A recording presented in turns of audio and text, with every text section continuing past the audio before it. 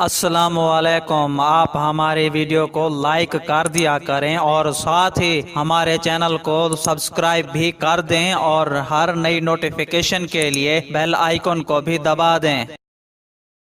امریکی صدر Donald Trump نے کہا ہے کہ سعودی عرب مزید فوجی تعینات کرنے کی قیمت ادا کرے گا۔ انہوں نے بتایا کہ ارامیکو کی آئل پائپ لائن پر حملے کے بعد اضافی 3000 فوجی اہلکار تعینات کیے جائیں گے تاکہ کسی بھی ممکنہ خطرات سے نمٹا جا سکے۔ سعودی عرب نے ہر چیز کی ادائیگی پر اتفاق کیا ہے۔ امریکی صدر نے صحافیوں سے وائٹ ہاؤس کے باہر گفتگو کرتے ہوئے کہا کہ امریکہ سعودی عرب کی مدد کے لیے مشرق وسطی میں فوجی اور دیگر ساز و سامان روانہ کر رہا ہے۔ خیال رہے کہ امریکی محکمہ دفاع پینٹاگون نے سعودی عرب کے دفاع کو بڑھانے کے لیے ہزاروں اضافی فوجیوں کی تعیناتی کا اعلان کیا ہے۔ برطانوی نشریاتی ادارے کے مطابق امریکی وزیر دفاع مارک کا کہنا ہے کہ انہوں نے سعودی عرب میں لڑاکا طیارے اور دفاعی نظام سمیت اضافی افواج تعینات کرنے کی منظوری دے دی ہے۔ ان کا کہنا ہے کہ سعودی ولی عہد شہزادہ محمد بن سلمان نے اضافی مدد کی درخواست